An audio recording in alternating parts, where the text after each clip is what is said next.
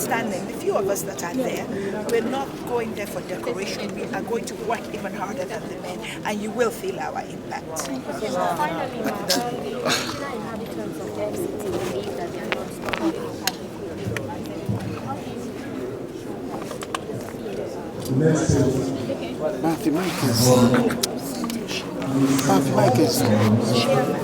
The FCT is an indigent.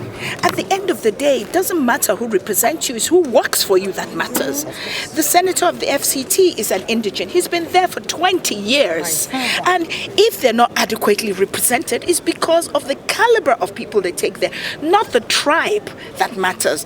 And a time must come in this country when your tribe does not matter. Is your character? What can you bring? Your capacity? That's what should count. And now, I have lived here from 1988 to now.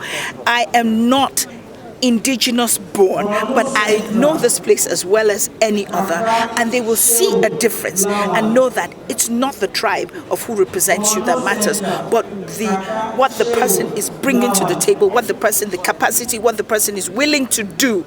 That's what matters most. And when Nigerians move away from tribe and religion to capacity, then we would have arrived to be the nation that we should be. Thank you very much. Yeah, that's all. So we're happy to have one. Some polling units were cancelled despite the fact that they kept winning. What would have been the result at the end of the day if those polling units were... You don't even want to know if those polling units were not cancelled. They cancelled and cancelled and cancelled all over the FCT. At the end of it, when they could cancel no more, you saw the results. So I'm not going to speculate. I didn't know what the results were.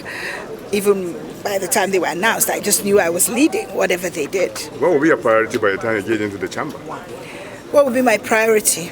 First of all, I'm a deliberate person. I have to look and see what there is. I have to know the issues that are bothering me in terms of people of the FCT, infrastructure, water, health, and I'll look at what is there and how can we improve on them.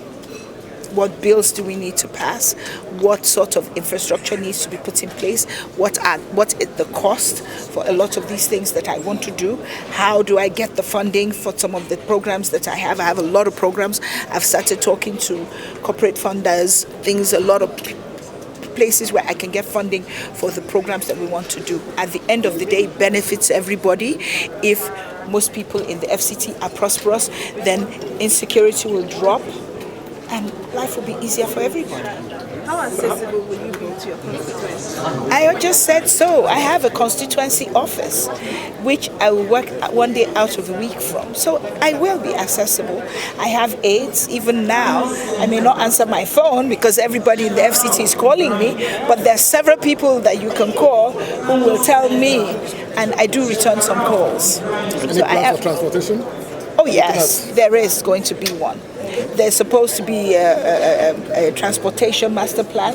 We should look at short-term, long-term. Right now, we are a capital that has no public transport at all. So there's a lot that needs to be done. And that is what we are all going to do. I'm not the only person elected to the National Assembly. FCT has 3 National Assembly members, 1 senator and 2 House of Reps. And hopefully, I know I work well with the Labour Party one and the other person who is not Labour. I know that we will all work together for the good of the territory. Thank you so much for speaking with us. All right, thank you all. Thank you, ma'am.